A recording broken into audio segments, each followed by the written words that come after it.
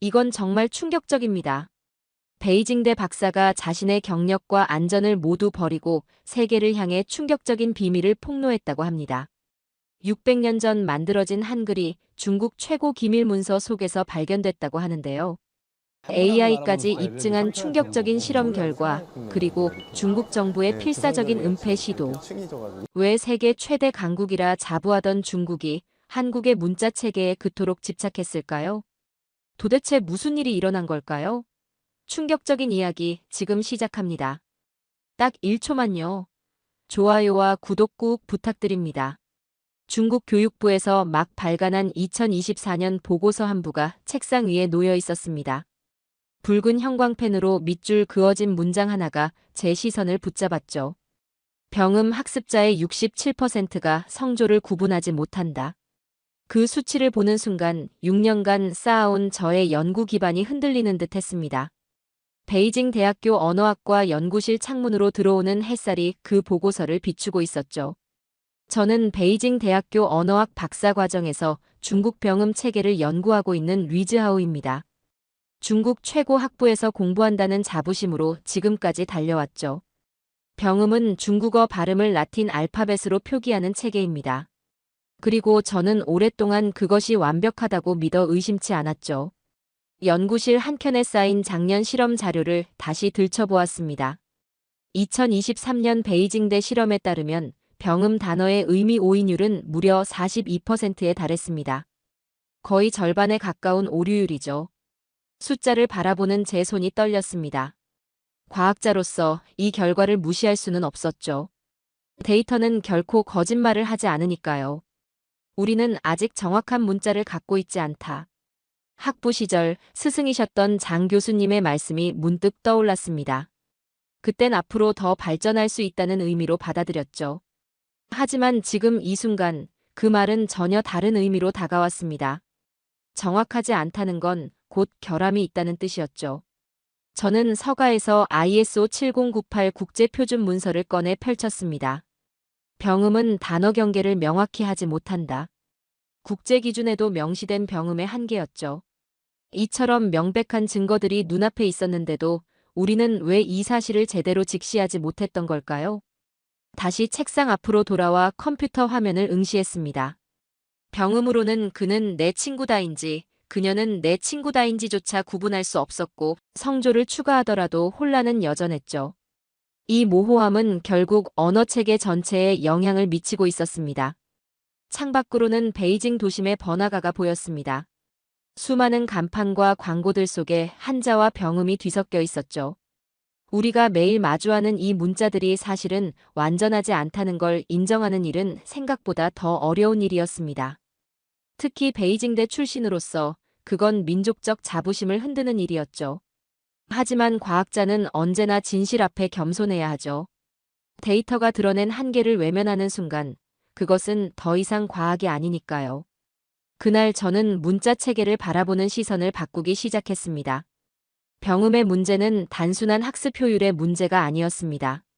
그건 언어 체계 자체의 한계였죠. 그날 밤 저는 병음 체계의 그림자가 드리운 미로 속에서 출구를 찾아 헤매기 시작했습니다. 베이징 중국과학원 도서관의 깊숙한 서가 사이를 헤매고 있었습니다. 먼지가 소복이 쌓인 자료실 한켠에서 1982년판 민족문자 개발백서를 발견했죠. 페이지를 넘기던 중 한 문장이 제 시선을 붙잡았습니다.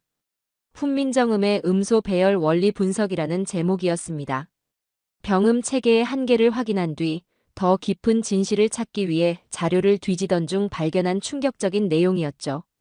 그런데 중국 정부 문서에 왜 한국 문자 시스템 연구가 들어있는 걸까요? 페이지를 급하게 넘겼습니다. 거기엔 한글 자모의 구조적 원리, 그리고 음소를 정확히 표현하는 방식에 대한 분석이 상세히 담겨 있었습니다. 심지어 이 연구는 1960년대부터 시작되었다는 기록까지 있었죠. 의심은 현실이 됐습니다. 중국은 오래전부터 한글을 연구해왔던 것이었죠. 하지만 왜 지금껏 이를 공개적으로 인정하지 않았을까요? 더 많은 증거가 필요했습니다. 다음 날 동북지역 민족문헌 섹션으로 향했습니다. 옌벤 대학 내부 보고서들을 찾았고 1997년 문서에서 다시금 충격적인 문장을 읽게 됐죠. 조선족 학교의 한글 교과서가 한자 병음화에 구조적 영향을 줬다. 병음 체계가 한글에 영향을 받았다는 공식적 인정이나 다름없는 문장이었습니다. 도서관을 나와 연구실로 돌아오는 길, 머릿속이 복잡했습니다. 우리가 알고 있던 역사와 전혀 다른 이야기였습니다. 병음 체계는 순수한 중국의 창조물이 아니었습니다. 적어도 일부는 한글에서 영감을 받은 것이었죠. 연구실에 도착해 학술 데이터베이스를 검색했습니다. 2024년 칭화대 AI 연구소가 출원한 특허를 발견했죠. 한글 자모 조합 원리를 기반으로 한 중국어 음성인식 특허였습니다. 현대 기술 개발에도 한글 원리가 활용되고 있던 겁니다. 창가에 서서 베이징 도심을 바라보며 생각했습니다. 수십 년간 병음이 최고의 표기 시스템이라 믿어왔습니다. 하지만 진실은 달랐습니다. 중국이 연구한 건 병음이 아니라 한글이었나? 이 질문이 머릿속을 맴돌았죠. 베이징대 출신으로서 민족적 자부심이 흔들렸습니다. 그러나 연구자는 감추는 사람이 아니라 드러내는 사람이어야 하죠. 진실을 직면할 용기가 제 안에서 피어나고 있었습니다. 컴퓨터를 켜고 한글에 대해 다시 파고들기 시작했습니다. 훈민정음 해례본에는 자모의 생성 원리가 과학적으로 정리되어 있었습니다. 그날 밤 늦도록 자료를 들여다봤습니다. 모든 증거는 하나를 가리키고 있었죠. 중국은 한글을 연구했고 모방했으며 그러나 인정하지 않았습니다. 이것은 학문적 발견을 넘어선 문화적 역사적 통찰이었습니다. 다음 날 아침 저는 결심했습니다. 이제 현장으로 가야 했습니다. 조선족이 살고 있는 연변 지역으로 향했죠. 연변의 하늘은 베이징과 달랐습니다. 더 푸르고 더 맑았죠. 하지만 그 아래에서 벌어지는 현실은 결코 맑지 않았습니다. 연변대학교 주변 거리를 걸으며 간판을 살펴봤습니다. 과거 사진 속에선 익숙했던 한글 간판들이 대부분 사라지고 중국어 간판으로 대체돼 있었습니다. 조선족 밀집 지역인 연길시의 한 초등학교를 방문했습니다. 교문엔 애국주의 교육시범학교라는 플래카드가 걸려 있었고 과거 조선족 학교였던 이곳은 현재 통합학교로 바뀌어 있었습니다. 교내로 들어서자 아이들은 중국어로 떠들며 놀고 있었고 한국어 수업은 주 2회, 그것도 선택 과목으로 축소되어 있었습니다. 그곳에서 김 선생님을 만났습니다. 70대 초반의 조선족 여성으로 이 학교에서 40년간 한글을 가르쳐온 노교사였습니다. 사무실 책상 위엔 낡은 한글 교과서들이 수북이 쌓여 있었습니다. 이 글자는 우리 어머니의 목소리였어요. 그녀는 교과서를 손으로 천천히 쓰다듬으며 말했습니다. 아이들이 이 글자를 통해 할머니 이야기를 듣고 우리 민요를 배웠죠. 그런데 지금은 아이들이 할머니와 말이 안 통해요. 그녀는 2023년 연변일보 보도 자료를 보여주었습니다.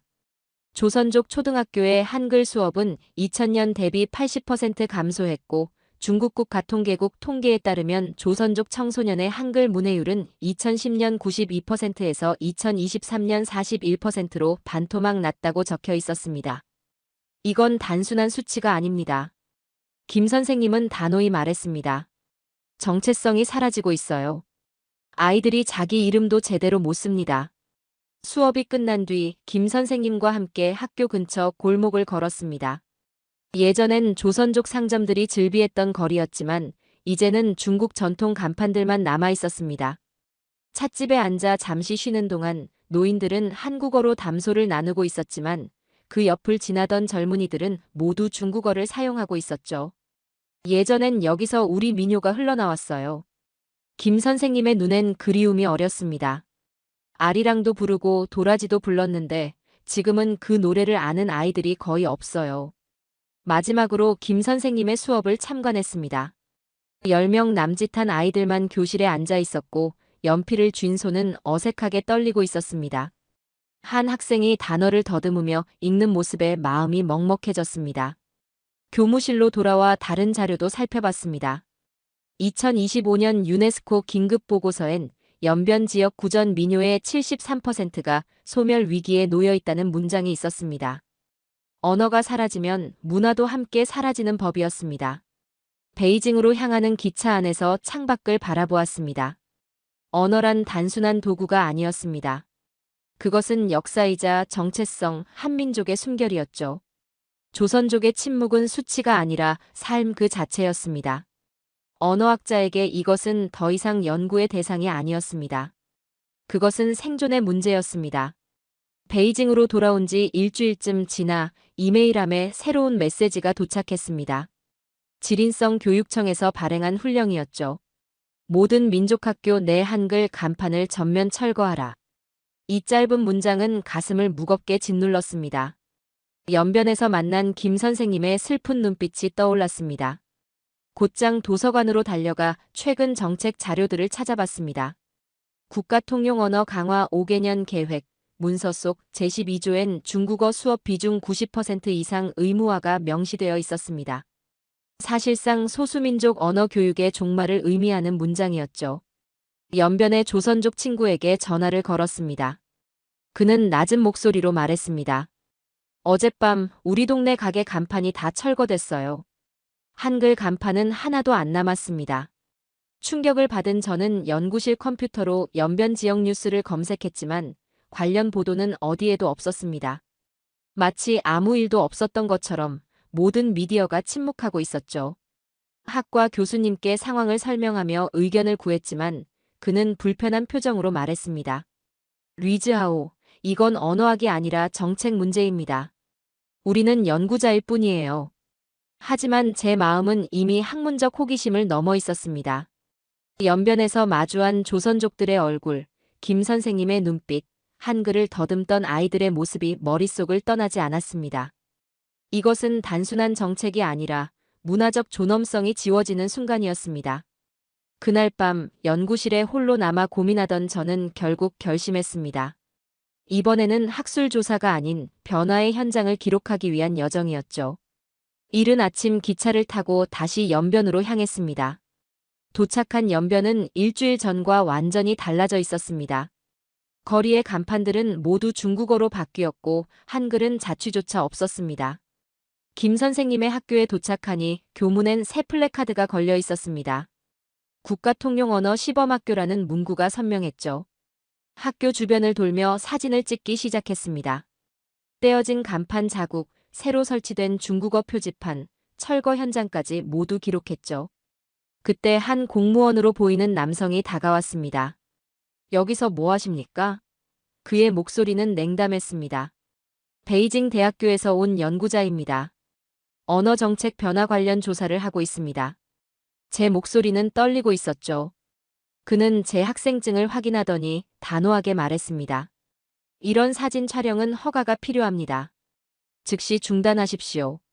그날 밤 숙소에서 창밖을 내다보았습니다. 어둠 속에서도 간판 철거 작업은 계속되고 있었죠. 작업자들이 한글 간판을 떼어내는 모습이 어렴풋이 보였습니다. 밤중에 역사가 지워지고 있다는 생각이 들었습니다. 한글을 지운다는 건 그들의 기억을 지우는 겁니다.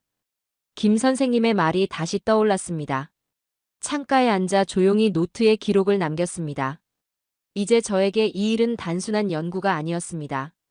이것은 역사와의 싸움이었습니다. 언어는 정치가 되었고 진실은 침묵을 강요받고 있었죠. 하지만 저는 그 침묵을 기록하기로 결심했습니다. 때로는 기록하는 것 자체가 가장 조용한 저항이 될 수 있으니까요. 베이징으로 돌아온 후 저는 큰 결심을 했습니다. 한글에 대해 더 깊이 이해해야겠다고 생각했죠. 마침 베이징에서 국제언어학회가 열린다는 소식을 들었습니다. 전 세계 언어학자들이 모이는 자리였고 그중엔 한국 연구자들도 있을 거라 기대했습니다. 학회장에 도착하자 다양한 국적의 학자들이 활발히 토론하고 있었습니다. 프로그램을 살펴보니 한글의 음성학적 우수성이라는 세션이 눈에 띄었죠. 발표자는 서울대학교의 박정아 교수였습니다. 저는 망설이지 않고 그 세션으로 향했습니다.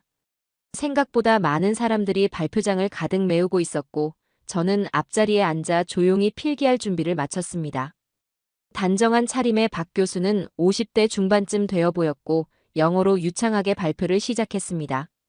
훈민정음은 단순한 문자가 아닙니다. 백성이 말하는 소리를 그대로 옮기기 위한 문자죠. 박 교수의 목소리엔 확신이 담겨 있었습니다. 슬라이드에는 한글 자모의 구조와 원리가 과학적으로 정리돼 있었습니다. 특히 자음 글자의 모양이 입모양과 혀의 위치를 반영한다는 설명은 매우 인상적이었죠. 헤레본의 가획 원리는 현대 음성학 이론과 89% 이상 일치합니다. 15세기에 이미 이런 문자가 있었다는 건 놀랍습니다. 박 교수는 자신감 있게 설명을 이어갔습니다. 발표가 끝나고 저는 용기를 내 박 교수에게 다가갔습니다. 훌륭한 발표였습니다. 저는 베이징 대학교에서 병음을 연구하고 있는 위즈하우입니다. 박 교수는 미소를 지으며 악수를 청했습니다. 반갑습니다. 중국에서도 한글에 관심이 있으시군요.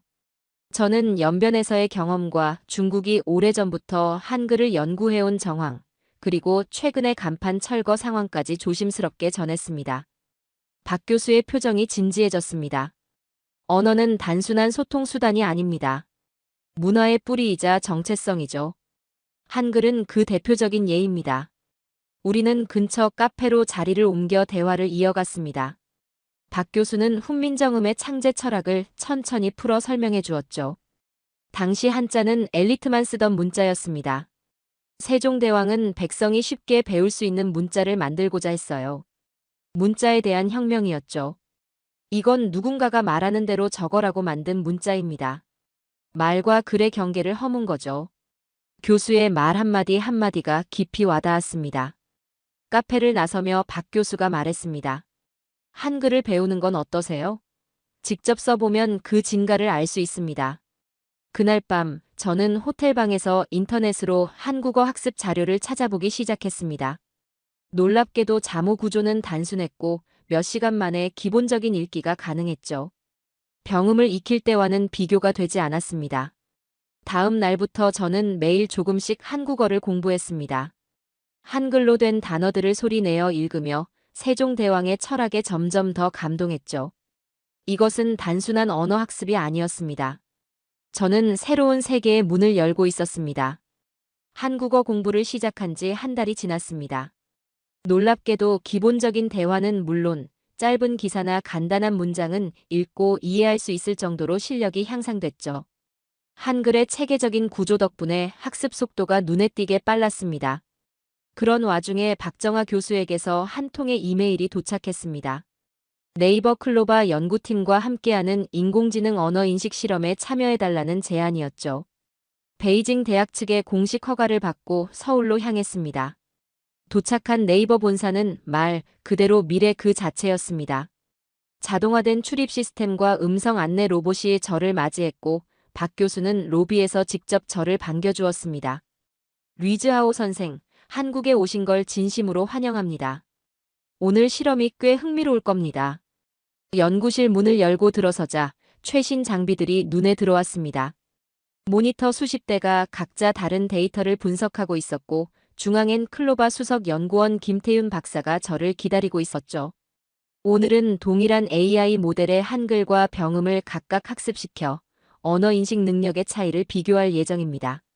실험은 비교적 간단했지만 결과는 충격적이었습니다. 한글 학습 AI는 성조 인식률 98.2%, 동음이어 처리 정확도 92.7%였던 반면 병음 학습 AI는 각각 64.5%, 51.8%에 불과했습니다. 거의 2배 가까운 차이였죠. 이런 차이가 왜 생긴다고 보십니까? 김 박사가 물었습니다. 저는 잠시 생각하다 답했습니다. 한글은 음소 단위로 조합되는 모아쓰기 체계입니다. 자모 자체가 발음 구조를 시각적으로 표현하고 있어 AI가 패턴을 인식하기에 더 유리한 것 같습니다. 김 박사는 고개를 끄덕이며 말했죠. 정확합니다. AI는 구조화된 데이터를 가장 잘 이해합니다. 한글은 규칙성과 일관성이 뛰어나 기계가 학습하기에 이상적이죠. 이어진 음성 인식 실험에서도 결과는 비슷했습니다. 한국어는 97.3%의 정확도로 텍스트가 변환됐지만 병음을 활용한 중국어는 73.8%에 그쳤습니다. AI조차 한글을 더 잘 배웁니다. 박 교수가 조용히 말했습니다. 이건 우연이 아닙니다. 문자 체계의 설계 원리가 학습 효율에 미치는 영향을 보여주는 대표적 사례죠. 서울에서의 실험을 마친 뒤 저는 베이징으로 돌아와 인공지능과 문자체계라는 2024년 중국 과학원 보고서를 읽었습니다. 그 안에는 잠오 분해 가능한 문자가 AI 학습의 최적이라는 문장이 있었습니다. 한글을 직접 언급하지는 않았지만 그 특징을 정확히 짚고 있었죠. 늦은 밤 연구실에서 홀로 자료를 정리하며 생각했습니다. 한글은 단순한 고대 문자가 아니었습니다. 그것은 미래를 위한 설계였고 세종대왕이 남긴 위대한 과학이었습니다. AI는 병음을 헷갈려 했지만 한글은 단 한 번도 실수하지 않았습니다. 노트북을 닫으며 조용히 다짐했습니다. 이것은 단순한 감탄이 아니라 존경이었습니다. 언어학자로서 이제 저는 이 진실을 증명하는 일을 멈출 수 없게 되었습니다. 네이버 클로바 연구팀과의 실험 결과를 바탕으로 논문을 준비하기 시작했습니다. 제목은 음소 표기 체계의 효율성과 인공지능 학습 상관관계로 정했죠. 직접적으로 한글을 언급하진 않았지만 데이터는 명확했습니다. 한글 기반 AI가 병음 기반 AI보다 모든 지표에서 우수한 성능을 보였습니다. 논문 초안을 완성한 뒤 학과 동료들에게 피드백을 요청했습니다. 하지만 반응은 생각보다 냉담했죠. 대부분의 동료는 이 주제가 너무 민감하다며 거리를 두었습니다. 한 선배 연구원은 조용히 말해주었습니다. 리즈하오, 이런 연구는 경력에 오히려 독이 될 수 있어요. 그래도 저는 진실을 밝히고 싶었습니다. 논문을 국제언어학 저널에 제출했고 1차 심사에선 긍정적인 반응도 나왔습니다. 그런데 며칠 뒤 신화사 논평을 보게 됐죠. 한국어 연구는 문화 침략의 신호탄이다. 제 이름은 언급되지 않았지만 시기를 보면 분명 저를 겨냥한 것이었습니다. 이튿날 중국 교육신문엔 AI 문자 연구는 주권의 문제라는 사설이 실렸습니다. 외국 문자 체계를 연구하는 것이 민족 정체성을 위협할 수 있다는 내용이었죠. 마치 정중한 협박처럼 느껴졌습니다. 그리고 정확히 일주일 후 학과장으로부터 호출을 받았습니다. 리즈하오 선생, 연구 방향에 대해 우려가 제기됐습니다. 당국에서 중단을 요청했습니다. 이유를 물어봐도 될까요?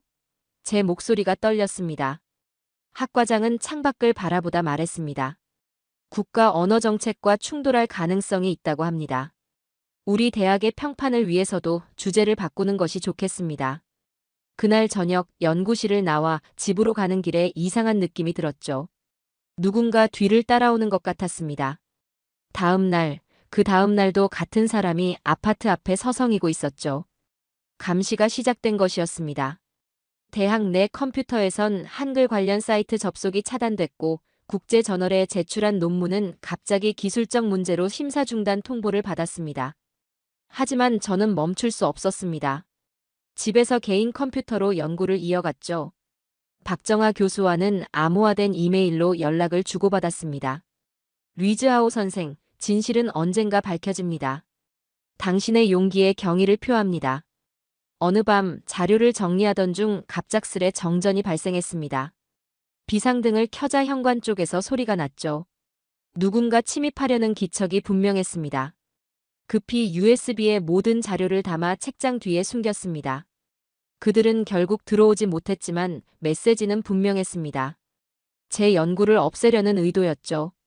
이건 문화 침략이 아니라 문화 생존입니다. 저는 노트에 그렇게 적었습니다. 압박이 심해질수록 제 의지는 더 강해졌습니다.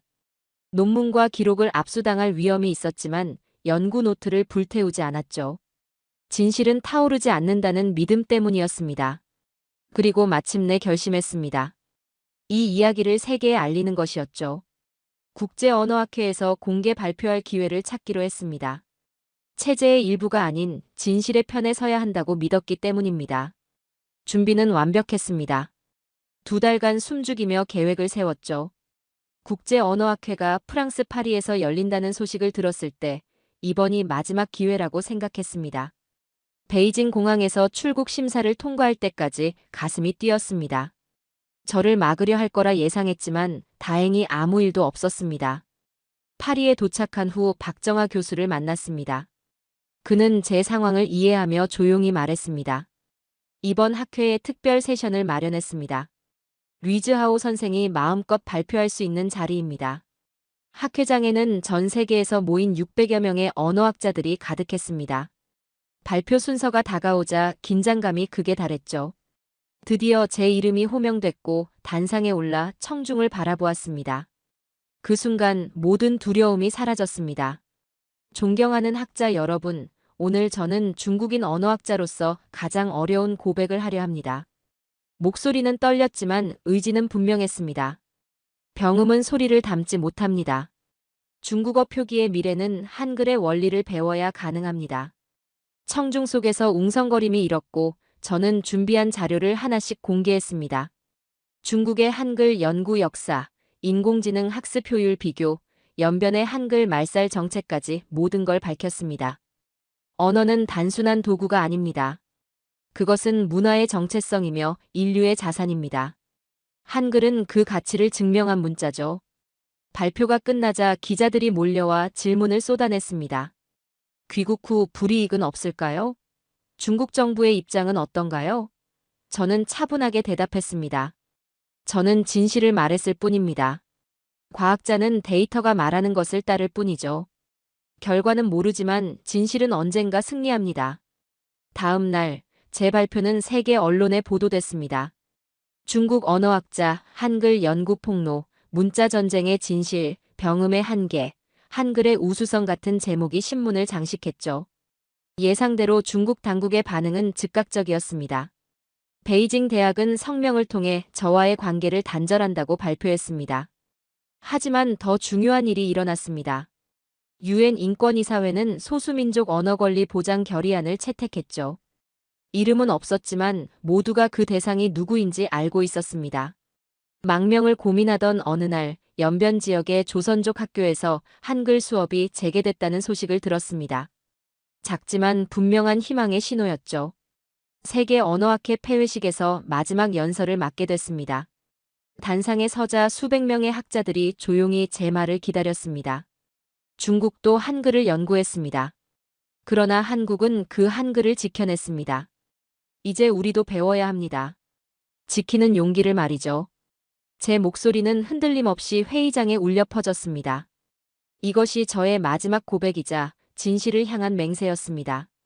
자, 오늘의 이야기는 여기까지입니다.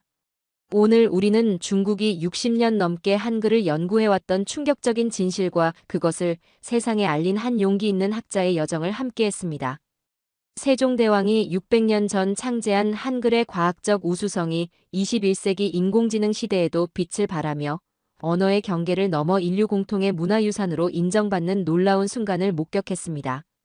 진정한 학문의 가치는 국경이나 이념의 벽을 넘어 진실을 추구하는 용기에서 비롯된다는 것을 리즈하오의 이야기를 통해 다시 한번 깨닫게 됩니다.